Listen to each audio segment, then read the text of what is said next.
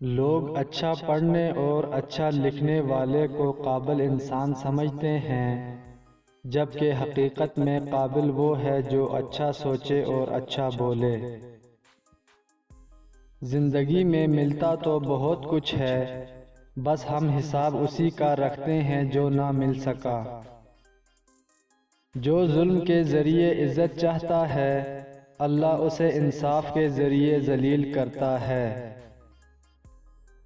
انسان بزدل اتنا ہے کہ خوابوں میں ڈر جاتا ہے، پر افسوس بے خوف اتنا ہے کہ جاگتے ہوئے اپنے رب سے نہیں ڈرتا۔ سب کو معاف کر کے سویا کرو، زندگی کل کی محتاج نہیں۔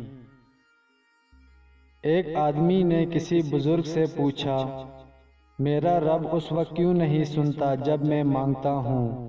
بزرگ نے مسکرا کر جواب دیا، وہ تیری گناہوں کی سزا بھی اس وقت نہیں دیتا جب تو کرتا ہے۔ دولت اور عہدے انسان کو عارضی طور پر بڑا کرتے ہیں، لیکن انسانیت اور اچھا اخلاق انسان کو ہمیشہ بلند درجے پر رکھتے ہیں۔ وہ احساس بہت ہی الگ ہوتا ہے جب اللہ کی محبت کو محسوس کرتے ہوئے آنکھوں سے آنسو بہنا شروع ہو جاتے ہیں۔ سب سے خطرناک ناراضگی وہ ہوتی ہے جس میں آپ کبھی اس شخص پر جتاتے نہیں کہ آپ ناراض ہیں۔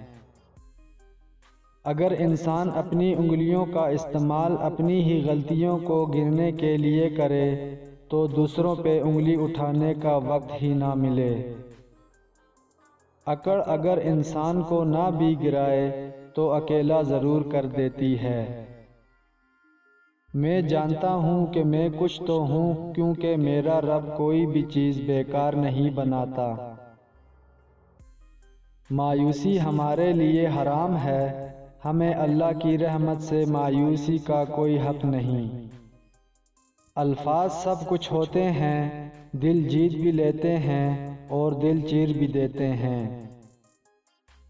قدر تو وہ ہوتی ہے جو کسی کی موجودگی میں ہو، جو کسی کے بعد ہو اسے پچھتاوا کہتے ہیں۔